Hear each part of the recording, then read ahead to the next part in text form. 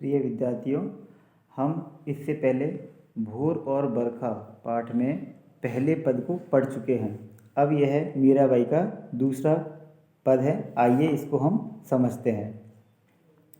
बरसे बदरिया सावन की मन भावन की, सावन में उमग्यो मेरो मनवा, भनक सुनी हरि आवन की। उमड़ घुमड़ चहुँ दिस से आया, दामिन दमके झर लावन की। नन्ही नन्ही बूंदन मेहा बरसे, शीतल पवन सुहावन की। मीरा के प्रभु गिरधर नागर, आनंद मंगल गावन की।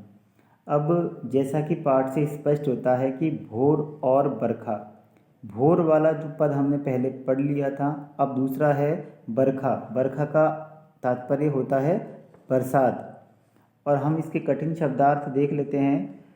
बरसे का मतलब बरसना होता है। बदरिया का मतलब होता है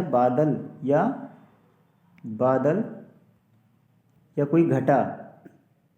सावन का महीना, मन भावन का मतलब होता है मन को अच्छे लगने वाला या भाने वाला। उमग्यो का मतलब होता है कि उमंग से भर जाना। मनवा का मतलब मेरा मन।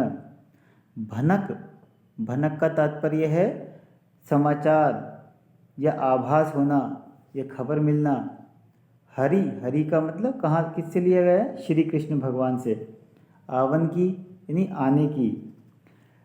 उमड़ घुमड़ चहुँ और दिश, चहुँ का मतलब चारों, दिश का मतलब दिशा, चारों दिशाओं से, चारों ओर से। दामिन का मतलब होता है बिजली।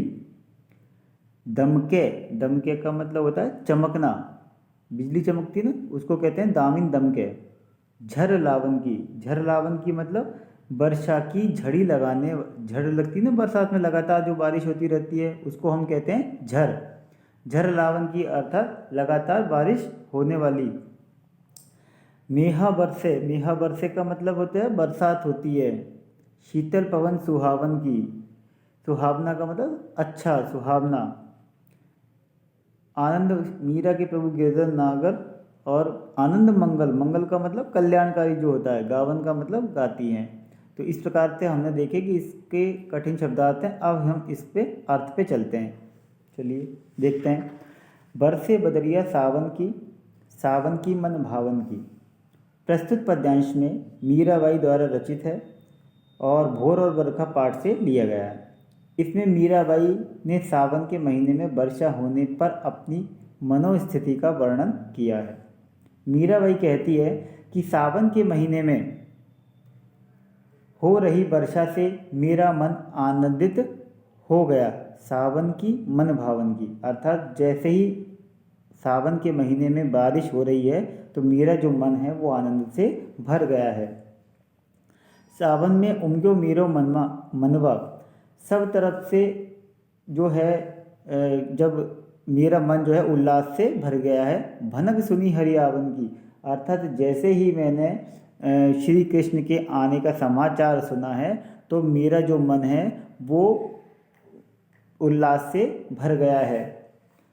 उमड़ घुमड़ चहुँ दिस से आया, दामिन दमके झर लावन की। और सब तरफ से उमड़ घुमड़ कर चारों तरफ से बादल आ रहे हैं और दामिन दमके बिजली चमक रही है और झर लावन की यानी कि छोटी छोटी जो बूंदें हैं उनकी झड़ी लगी हुई है।